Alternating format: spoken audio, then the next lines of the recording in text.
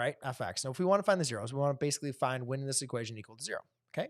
Now, whenever you have 4 terms, one of the things you want to be looking for is, oh, we wanted to verify using synthetic division. I'm not going to do that for the sake of time. I'm just going to go ahead and find the zeros because I recognize this to be a problem that we can factor by grouping. So I'm going to set it equal to 0. And now, now what I want to do is be able to look, whenever you have 4 terms, look for grouping. And when we're looking for grouping, basically what we're doing is we're going to be grouping the first 2 terms and the last 2 terms. Now, it's very important though that I'm going to rewrite this specially, okay? Because I've done a lot of mistakes on this on my videos or I've done a lot of mistakes teaching this in my classroom. So I want to make sure, because a couple things I don't want you to do. I don't want you to group it like this. Because if you group it like this, you basically just turn this polynomial into multiplication problems, right? So we don't really want to do that. What you can do though is rewrite the problem with like when I say like x squared or a 7x squared minus 3x, that's the same thing as adding a negative, right? So what I can do is I can rewrite this as an x cubed plus a 7x squared plus a negative 3x minus 21. Now, why am I changing the subtraction to an add a negative? The reason being is because now I can group these first 2 terms and I can group these last 2 terms, right?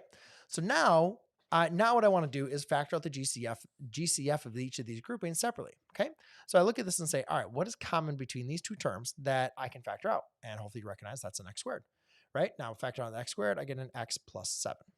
Then over here, what common terms can I factor out? And again, we're looking for that, whatever we're going to factor out, we want to get to x plus 7.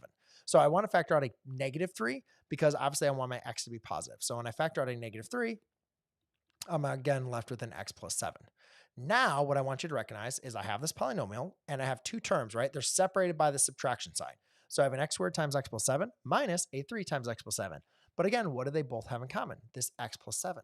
So that is what I'm going to factor out, right? So 0 equals a x plus 7. Now what's going to be left over? Well, that's going to be an x squared and a 3, negative 3. So that's going to be a x squared minus 3. That is what is left over. Okay, now again, we have the 0 product property, right? So I can write a x plus 7 equals 0 and a x squared minus 3 is equal to 0. Now here, x equals negative 7, right? Now in this case, though, let's do it just like the 16, right? I can say x squared is, let's go ahead and show our work. So let's go and add the 3 to both sides. So I get a x squared is equal to a positive 3. Take the square root, x equals a plus or minus the square root of 3, right? And we're not going to be able to simplify that any further.